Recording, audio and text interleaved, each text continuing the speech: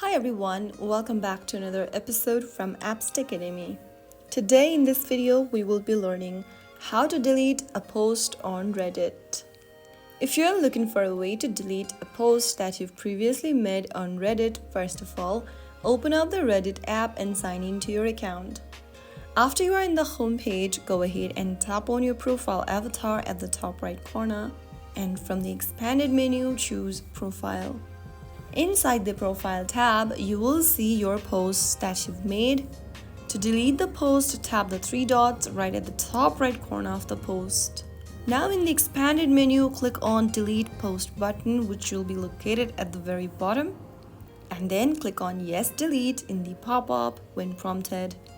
After you do that, the post will then be permanently removed from Reddit.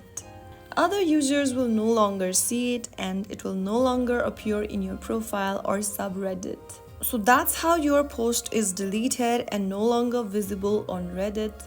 If you found the video helpful, don't forget to like, share and subscribe. I will see you in the next video. Thank you for watching.